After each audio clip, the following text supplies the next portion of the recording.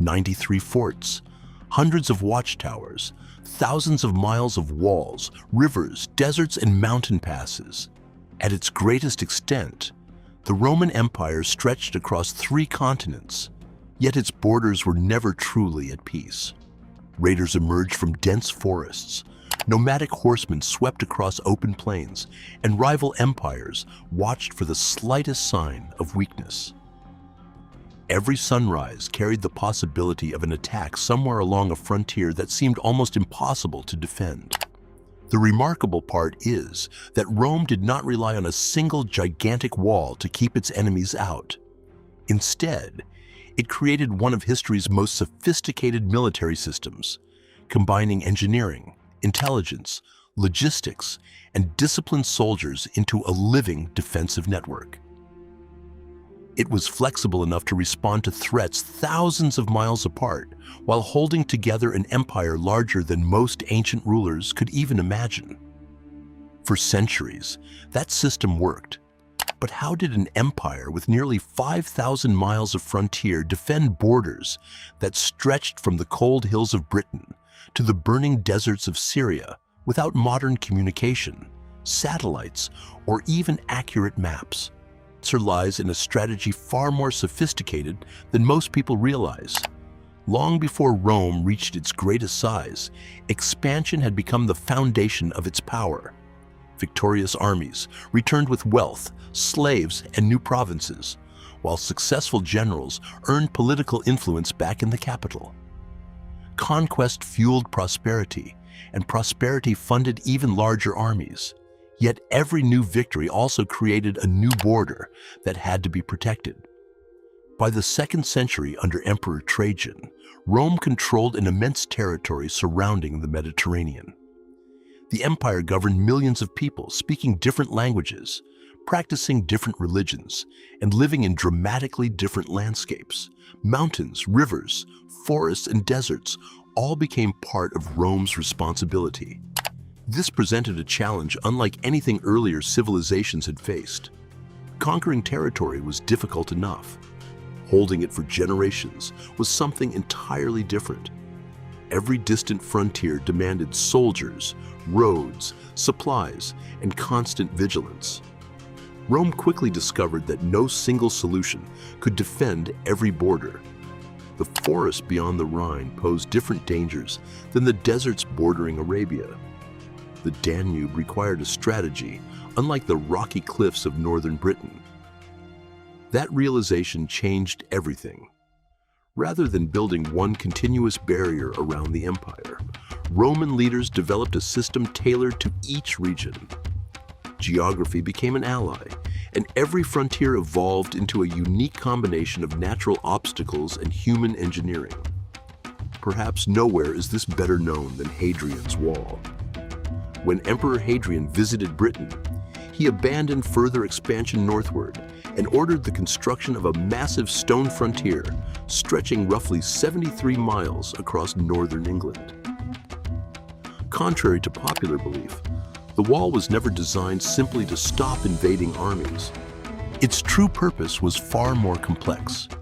The wall controlled movement, gates regulated trade, customs officers collected taxes, patrols monitored travelers, and nearby forts allowed troops to respond rapidly to trouble. Instead of creating an impenetrable barrier, Hadrian's Wall functioned like a carefully managed security checkpoint across an entire landscape. Every Roman mile stood a small fortlet known as a mile castle, while watchtowers filled the spaces between them. Larger forts housed auxiliary units capable of launching immediate counterattacks. Signals could pass from tower to tower, allowing warnings to spread far faster than a single rider could travel.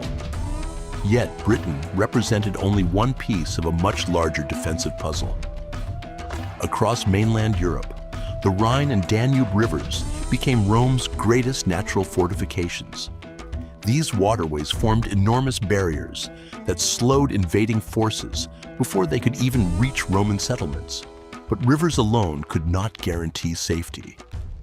Roman engineers built roads parallel to the rivers, allowing troops to march rapidly wherever danger appeared. Fortresses overlooked key crossings, while fleets of patrol boats monitored the waterways.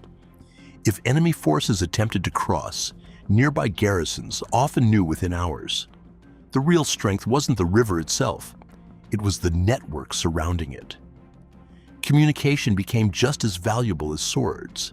Watchtowers stood within sight of one another across many frontier regions, enabling soldiers to relay smoke signals by day and fire beacons by night.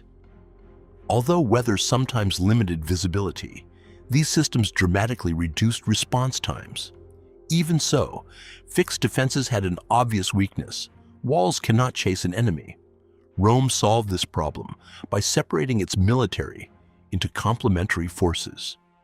Frontier troops, known as limitani during the later empire, maintained daily security along the borders. They observed movement, discouraged raids, and delayed attackers, rather than fighting massive battles alone. Behind them stood a more powerful reserve. Highly mobile field armies could march toward threatened sectors after frontier units identified where the main attack was unfolding. This layered defense prevented Rome from scattering its strongest legions evenly across thousands of miles. It was an early version of defense in depth, a concept still recognized in military strategy today. Another secret weapon often goes unnoticed. Not every Roman soldier was actually Roman.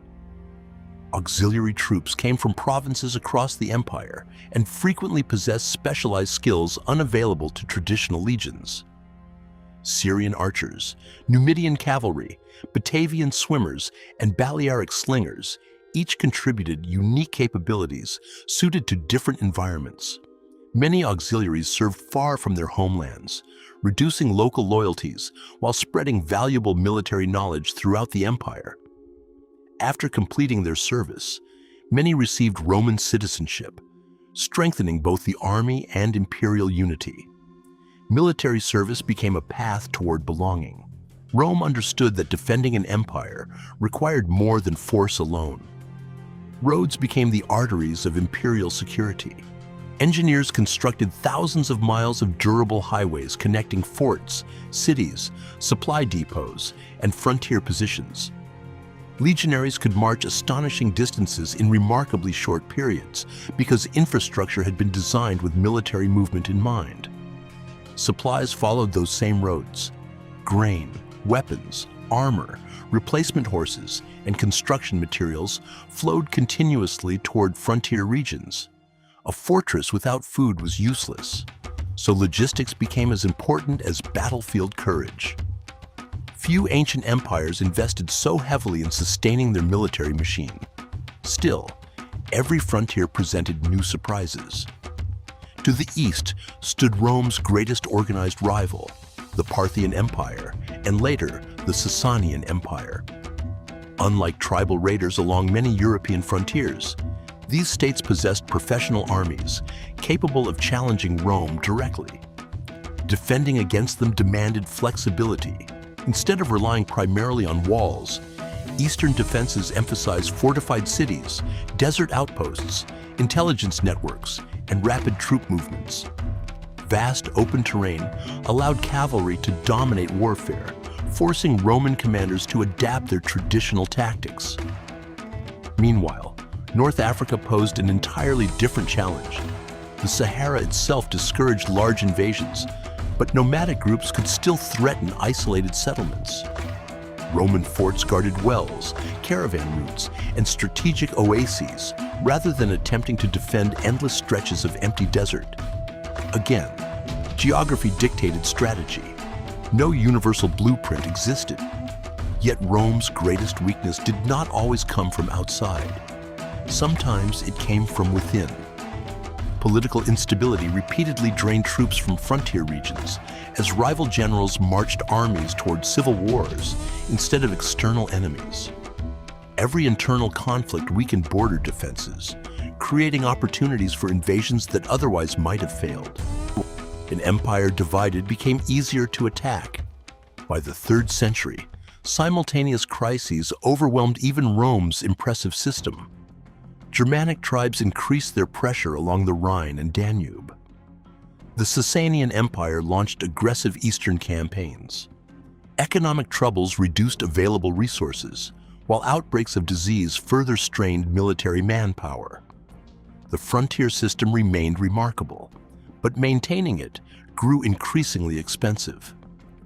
Archaeology continues to reshape our understanding of how this defensive network actually functioned. Excavations along Hadrian's Wall have uncovered remarkably preserved barracks, workshops, granaries, and personal belongings that reveal soldiers living with families, trading with civilians, and forming permanent communities rather than isolated military camps. Another surprise comes from the frontier itself. Many so-called barbarians crossed Roman borders peacefully every day. Merchants traded livestock, metalwork, leather, and food through regulated frontier crossings. Diplomacy and commerce often proved just as important as military strength. This challenges one of the biggest myths about Rome's borders. People often picture a solid wall separating civilization from chaos. In reality, most frontiers remained active zones of exchange where cultures mixed, alliances formed, and information flowed in both directions. The Roman frontier was less like a prison wall and more like a heavily monitored international border. Historians also continue debating exactly how coordinated Rome's frontier defenses were across the entire empire. Some argue there was a carefully planned grand strategy directed from the imperial government. Others believe many frontier systems evolved independently as local commanders adapted to regional conditions. Evidence supports elements of both views. Imperial planning certainly shaped major construction projects, but local flexibility allowed commanders to respond quickly to changing threats. That balance between centralized authority and regional adaptation may have been one of Rome's greatest strengths. Even Hadrian's Wall carries another misconception.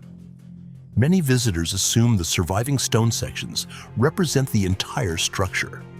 In reality, some portions originally included turf, timber, ditches, and earthworks, while later generations rebuilt or modified sections as military needs evolved. The frontier was never static. It constantly changed alongside the empire it protected. Rome's frontier was never simply a line on a map. It was a living system built from soldiers, engineers, merchants, scouts, roads, rivers, forts, and communities working together across thousands of miles. Its success depended not on creating an unbreakable barrier, but on detecting danger early, responding quickly, and adapting faster than its enemies expected. For centuries, that system preserved one of history's greatest empires against challenges that would have overwhelmed many other civilizations. Eventually, political division, economic strain, and relentless external pressure exposed weaknesses no defensive network could completely overcome. Yet the legacy of Rome's frontiers reaches far beyond ancient history.